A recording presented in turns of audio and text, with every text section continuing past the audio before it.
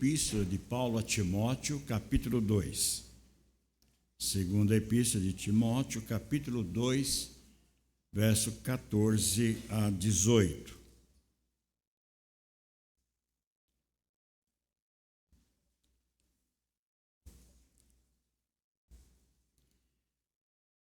Assim diz então a palavra do nosso Deus. Recomenda estas coisas.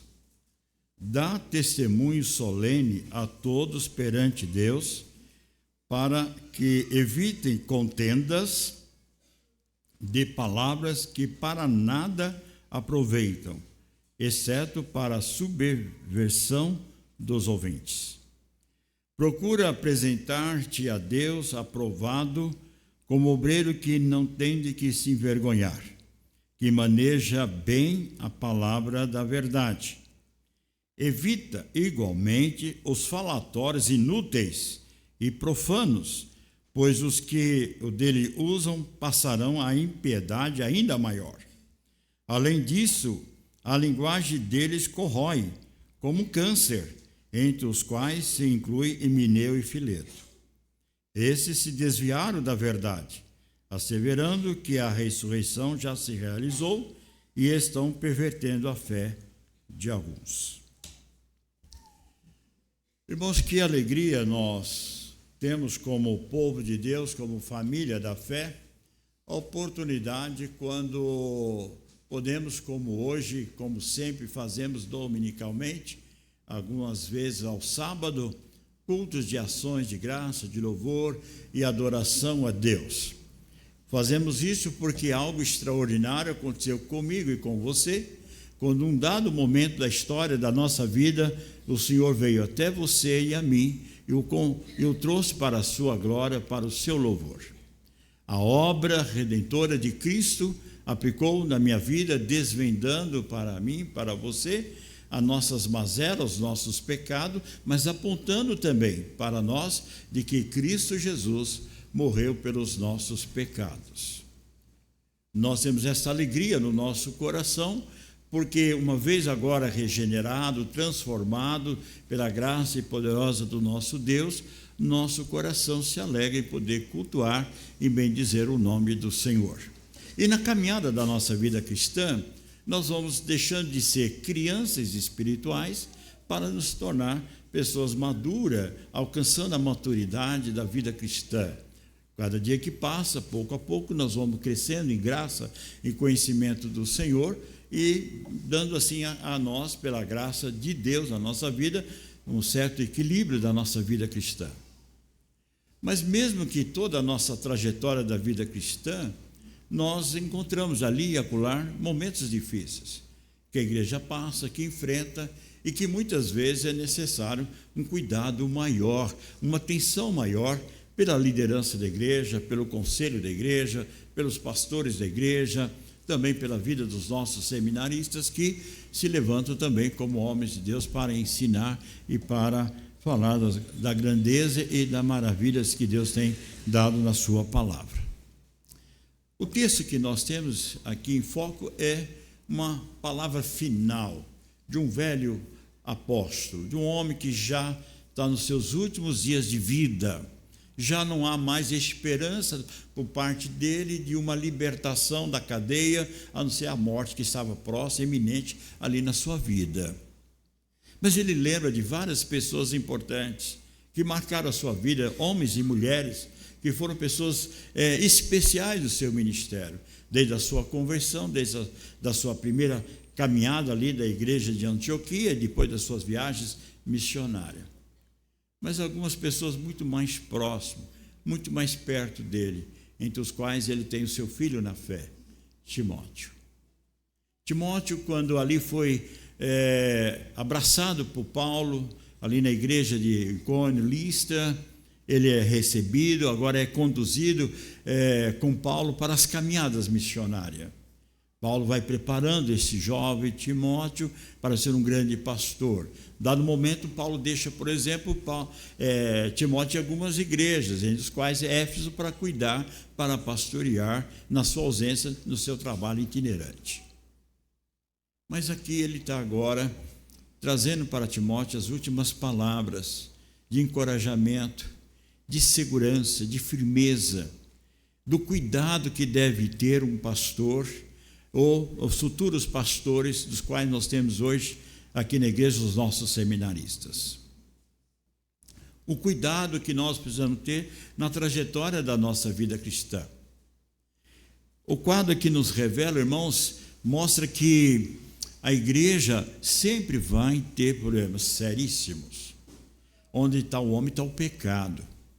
E quando nós não sabemos dominar a nossa natureza pecaminosa, nós acabamos sendo influenciados, tentados a fazer coisas que não edifica, que não constrói, que não abençoa. Ao ponto de muitas vezes nós entrarmos em situações que, em vez de ser para abençoar, nós estamos amaldiçoando as pessoas. Paulo, então, vai dar alguma orientação a Timóteo, e a palavra de Deus para nós nos dias de hoje, em especial para a igreja compreender como nós estamos agindo como cristão no nosso relacionamento entre irmãos da fé. Nosso ajuntamento, nosso encontro entre irmãos é para edificação, é para contribuir para a expansão do reino de Deus, ou nós somos instrumento do inimigo para perverter o caminho de muitas pessoas que muitas vezes desejam caminhar, e nós somos instrumento do inimigo e não de Deus. Paulo diz aqui então algumas coisas importantes que chamam a atenção, e eu lembro aqui aos nossos futuros pastores, jovens, estudantes, acadêmicos do seminário, nossos seminaristas que estão aqui colaborando conosco.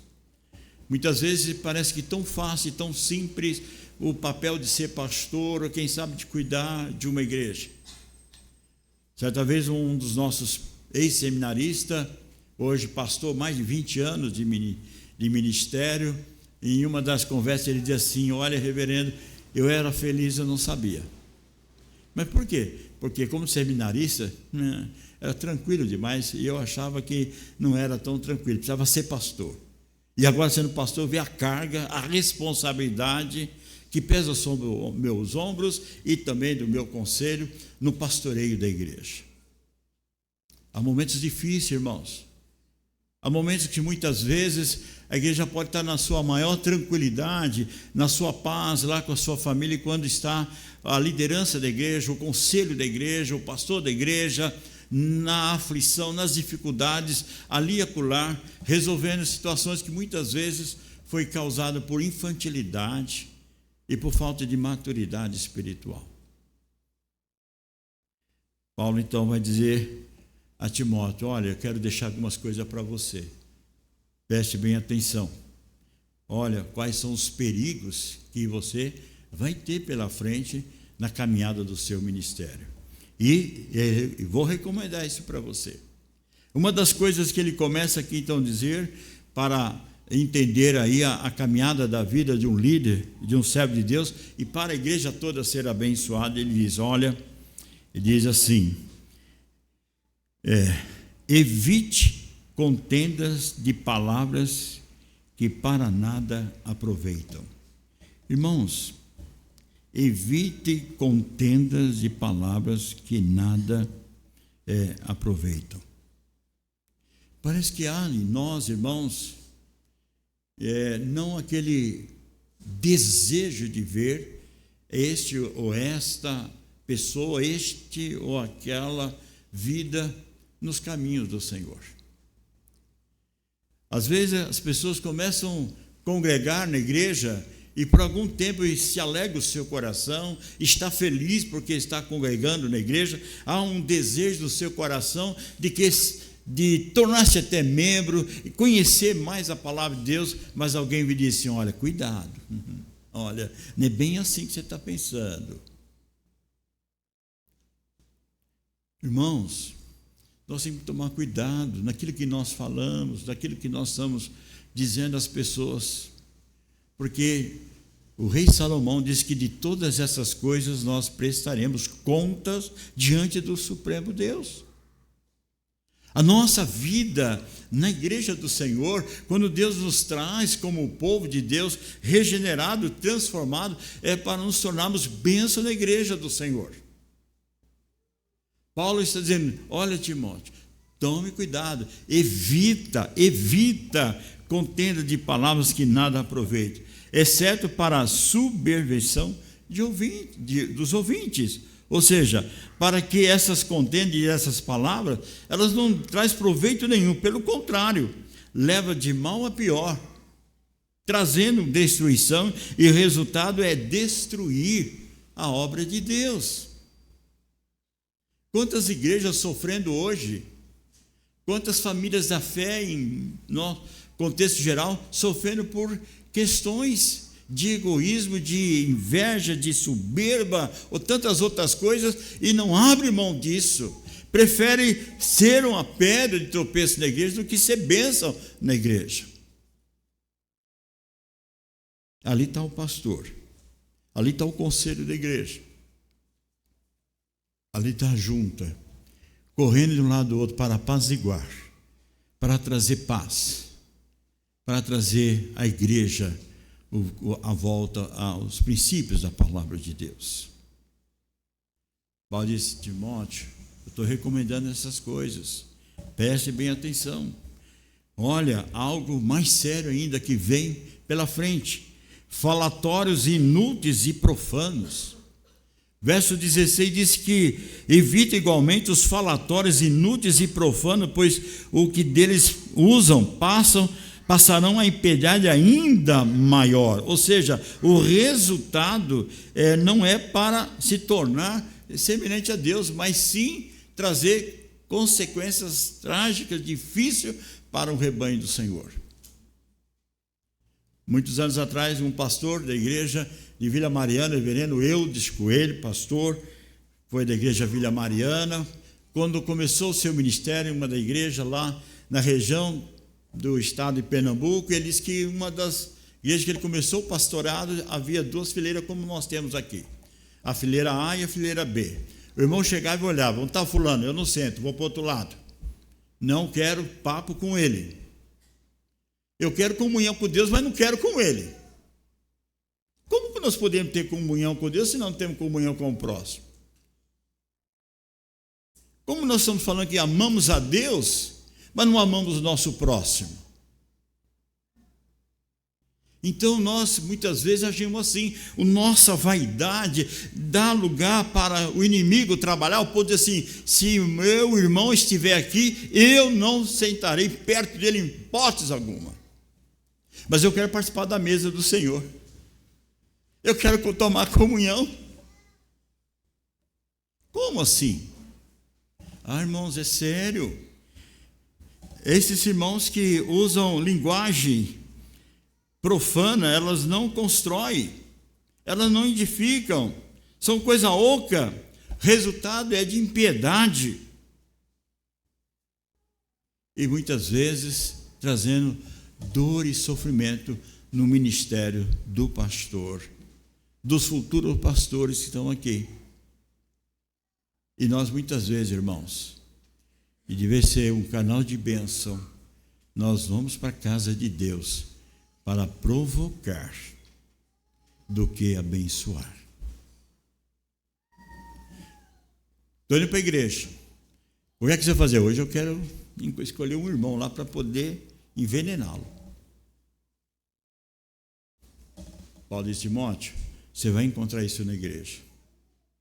Você vai encontrar pessoas que falam coisas que não constroem. Vai encontrar pessoas com falatório inúteis. Mas você tem que pastorear essas pessoas.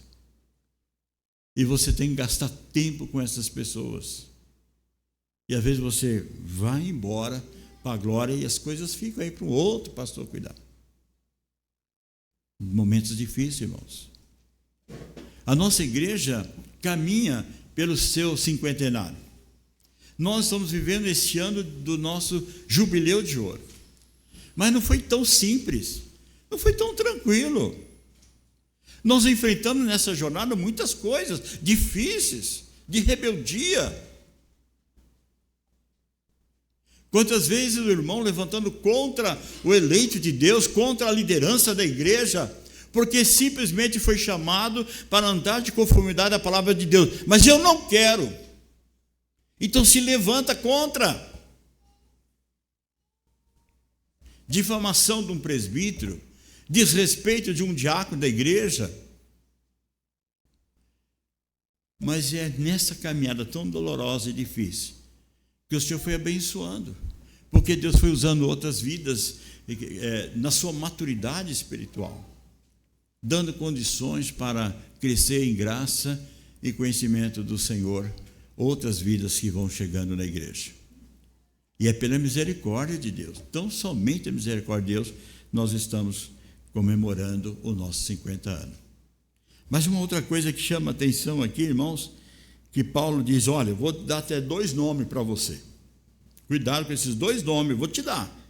Verso de número 17, ele diz assim, além disso, a linguagem deles corrói como câncer, entre os quais se inclui Himeneu e Fileto. Timóteo, olha, fique atento. Tem 2 pessoas que é câncer na igreja. A linguagem deles é como gangrena que alastra pelo corpo todo. A doença que vai aos poucos matando o corpo, é assim a linguagem dessas pessoas. Corroendo para destruir vidas que o Senhor comprou, que nós não queremos no meio da nossa congregação. Irmãos, nós precisamos olhar para o nosso próximo, e na medida que nós vamos trocando as nossas conversas, tem que ser espirituais. Paulo diz que a diferença do homem natural para o homem espiritual é grande, porque aqueles que são espirituais, eles conseguem discernir espiritualmente. O homem natural não, porque ele não tem a graça de Deus. Então, para ele, o que ele puder falar e de prejudicar é natural, mas o homem espiritual não. Ele discerne espiritualmente. Então, a sua linguagem vai falando de acordo com o que edifica. Paulo, quando escreve a igreja de Éfeso, ele vai dizer exatamente qual deve ser a atitude da igreja que foi comprada com o seu precioso sangue. Ele diz assim em Efésios 4:29, não saia da vossa boca nenhuma palavra torpe, e sim unicamente a que for boa para edificação, conforme a necessidade, e assim transmite graça aos que ouvem. Então, quando nós somos chamados para estar em relacionamento familiar, encontro de família, nós não estamos ali para denegrir a igreja, nós estamos ali para difamar a família e irmãos na fé. Nós estamos ali para agradecer a Deus pelo ajuntamento da família, pelo corpo, pela igreja reunida, e louvar a Deus por uma família maior que nós temos, a família da fé. E é por isso que nós precisamos que haja esse entendimento, porque Deus nos chamou para edificação. Você vem falar comigo de determinada pessoa, você vem falar para edificação? Não, então não fale, porque você não edifica e nem eu. É importante isso, irmãos, na caminhada da vida cristã, porque nós, comprado pelo precioso sangue, temos a oportunidade de celebrar a mesa do Senhor. Mas celebrar a mesa, participar da mesa do Senhor, quando nossas ações, nossas atitudes não convêm com o verdadeiro cristão, nós estamos pecando, nós estamos afrontando a santidade de Deus. A linguagem deles faz com que leve as pessoas a desviarem da verdade, asseverando que a ressurreição já se realizou, e estão pervertendo aqueles que por um ou outro, a fé de alguns, enfraquecendo espiritualmente. Perverter é desencaminhar a fé de alguém. Às vezes nós trabalhamos, irmãos, com frutos, há um discipulado, há uma classe de catecúmenos, todo o caminhar de uma vida, porque ela deseja estar na comunhão do Senhor, na família da fé. Mas vem um veterano da igreja para envenenar para destruir aquela vida que Deus está colocando dentro da igreja. Irmãos, o nosso Deus é tremendo. Ao escritor aos Hebreus, no capítulo 12, diz assim: horrível é cair na mão de um Deus tremendo. Se nós não cuidarmos da nossa trajetória da vida cristã. Mas o que Paulo ainda quer dizer para Timóteo?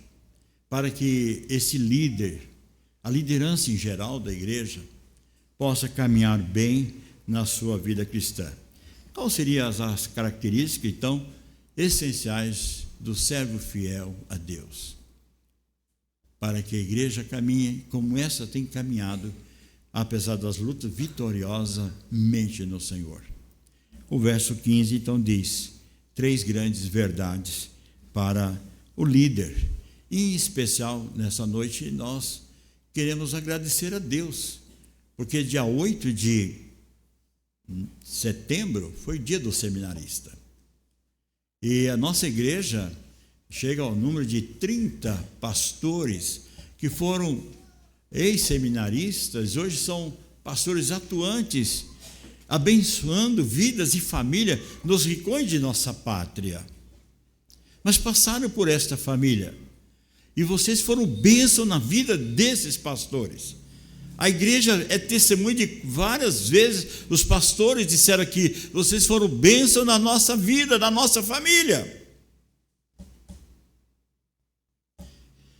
No dia do seminarista, o que é que Deus espera no futuro de vocês para a caminhada do ministério pastoral? 3 coisas. Primeiro, que você seja um obreiro aprovado pelo nosso Deus. Procure apresentar-te aprovado como obreiro de Deus. Irmãos, eu não tenho receio de dizer isso. Nem todos que vão aos seminários são, de fato, pastores. Pode passar pelo conselho, pode passar por um presbitério, pode entrar no seminário, passar 5 anos ali fazendo o seminário, e 2, 3 anos depois ele pega a carteira de ministro e rasga e joga no lixo. E vai para o mundão. Acontece isso, irmãos. Nem sempre o fato de ser ali alguém no seminário diz que vai ser pastor. Mas a misericórdia de Deus para os nossos seminaristas que estão hoje. Você se sente aprovado por Deus? Esse chamado veio de fato de Deus no seu coração? Está consciente de que a sua ida para o seminário é de fato para pastorear almas? Ser instrumento de Deus? Vaso útil na obra do Senhor? Porque momentos difíceis vêm sobre o líder ou a liderança. Mas nós precisamos estar convictos desse chamado, pronto para obedecer, pronto para sofrer por Cristo Jesus. Não basta apenas crer, mas sofrer por Cristo. Paulo diz em Filipenses, no capítulo 1, padecer por Cristo Jesus. Você precisa ter consciência desse chamado. É bom refletir. Não enganar a si mesmo, não enganar a família, não enganar um presbitério ou uma igreja. Não, não é isso que eu quero. Eu quero ser vendedor de carro, não quero ser pastor. Então pare. Não faça a igreja sofrer. E nós temos hoje no nosso Brasil muitos pastores que são pedras de tropeço e têm feito muitas coisas difíceis. E a igreja tem sofrido por isso. Tem convicção disso? Amém, pelo seu chamado. Se tem convicção, vem a segunda característica que chama você para esse ministério. Diz o seguinte: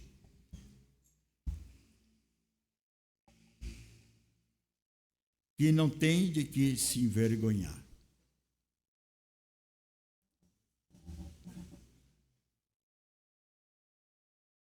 Muitas vezes, irmãos, as pessoas dizem: eu quero ser pastor, mas eu quero ser pastor só dentro das quatro paredes. Fora ninguém precisa saber que eu sou pastor. Ou então, quando eu tiro férias, ninguém pode saber. Mulher, é proibido falar que eu sou pastor, hein? Ou então, sai pelas ruas e quando alguém chama de pastor, quando chega a pessoa: minha querida, não me chame mais de pastor na rua, viu? As pessoas não podem saber. Tenho vergonha de manejar a palavra de Deus. Recentemente fui visitar um ex-seminarista nosso, bem recente agora, o reverendo Marco André, numa conversa com a sua querida mamãe, que veio de Recife, queria muito me ver, e nós fomos então para esse encontro, e conversando ali um pouco, né?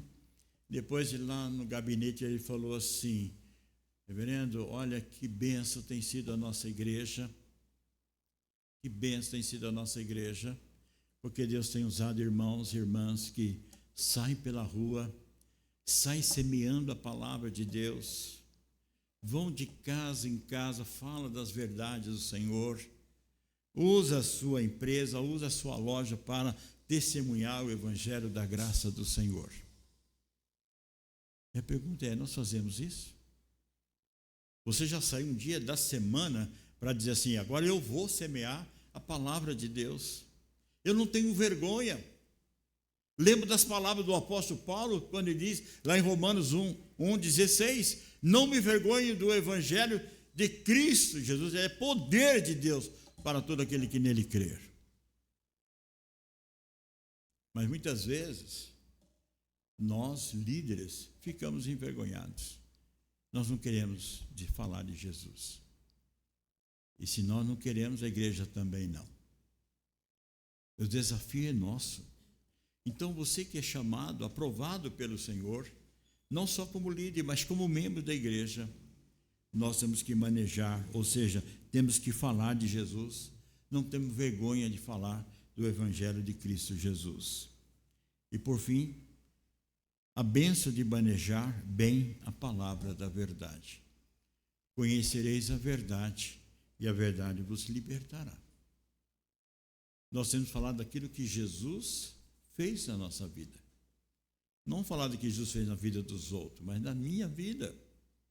O conhecimento da obra do Senhor é tão simples para todos nós, não é nada complicado. Os falsos mestres aqui entravam com coisas que não tinha nada a ver, para perverter, para esfriar. E às vezes a gente fica perdendo tempo, gastando tempo para explicar a heresia, explicar o dono da heresia, os passos da heresia, e Cristo está de fora. Em nenhum momento o Senhor Jesus perdeu tempo com isso. Diante da multidão ele só foi falar: eu sou a luz, eu sou a porta, eu sou o caminho. Mas quando ele deparou com as pessoas que pervertiam, ele disse: fariseu, hipócritas, e ponto final. Deus chama a igreja para anunciar Jesus, chama a igreja para falar de Cristo, e não para nós perder tempo com coisas que não edifica, não constrói. A Bíblia é o nosso livro inspirado por Deus, e esse livro somente podemos compreender, entender e aplicar essa palavra manejada de forma tranquila pela iluminação do Espírito Santo de Deus. Não podemos fazer pela nossa razão ou pelo nosso conhecimento tão somente acadêmico. Nós precisamos da iluminação do Espírito Santo para compreender as verdades eternas.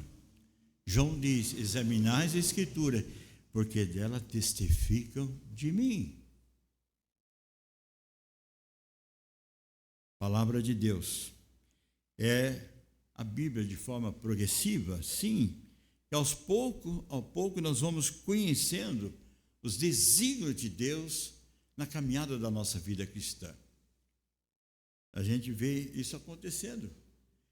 Vamos ler a palavra de Deus no Salmo 200, não tem Salmo 200, Salmo 150. Aí a pessoa vai lá no finalzinho procurar. Não, filho, está no meio da Bíblia, é só abrir, né? Aos poucos ela vai tomando conhecimento de toda a Escritura. Daqui a pouco você fala, já sei onde está o texto.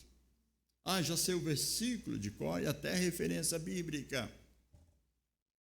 Porque vai crescendo em conhecer a Sagrada Escritura, a palavra de Deus. Mais do que isso, eu vou falar de Jesus. O que Ele fez por mim. Naquela cruz, Ele morreu pelos meus pecados. Quando o próprio Senhor Jesus disse, tetelestai, tudo está consumado. Igreja do Senhor, que privilégio que nós temos pela preservação da nossa vida, dada pelo Senhor, e a oportunidade desse ajuntamento dos santos para celebrarmos a mesa do Senhor, a mesa da vitória e não da derrota. Que privilégio que nós temos, irmãos, também ter na igreja liderança sadia, a liderança comprometida com a verdade, com a palavra de Deus, não desvia nem para a direita nem para a esquerda, não quer buscar alternativa para agradar auditório, mas são somente a palavra de Deus, é o centro da nossa pregação, e aquilo que nós temos que viver está na palavra de Deus.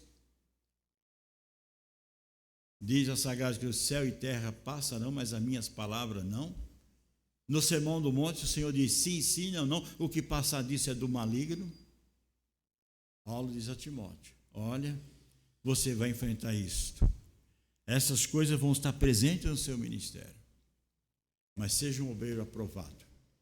Seja um obreiro que anda de conformidade à sua vocação, que Deus assim fez na sua vida. Não tenha vergonha de falar de Jesus. Não tenha vergonha de testemunhar o evangelho da graça do Senhor. E seja um estudioso da Bíblia.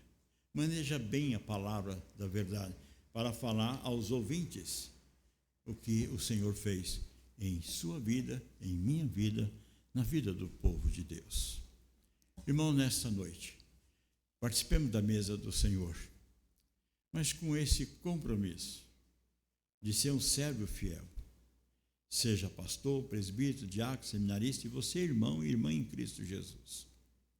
E olhando para esse texto, tome cuidado, não seja aquele que vai contender, não seja aquele que vai usar falatórios inúteis e profanos, não seja aquele que seja identificado como um câncer na igreja, mas bênção no reino de Deus, vidas preciosas, vidas que as pessoas falam assim, e eu tenho vontade, eu tenho alegria, eu tenho prazer em estar perto deste irmão, desta irmã, porque quando eu converso com ele ou com ela, eu me edifico com a palavra de sabedoria da irmã, do irmão em Cristo Jesus.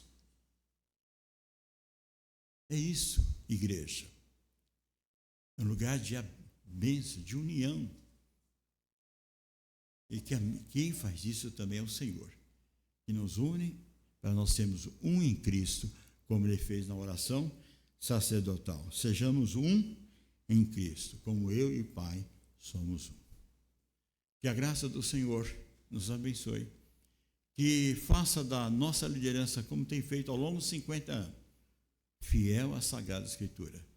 Você, futuro pastor da igreja, seminarista hoje, consciência do seu chamado, alegria de falar de Jesus, não ter vergonha de proclamar o evangelho da graça do Senhor, e que o seu estudo faça você manejar bem a palavra da verdade, para, como diz Paulo na sua primeira carta, quando era a pessoa ordenada ao sagrado ministério, ele diz no capítulo 4, verso de número 16, diz assim, 1 Timóteo 4,16, tem cuidado de ti mesmo e da doutrina.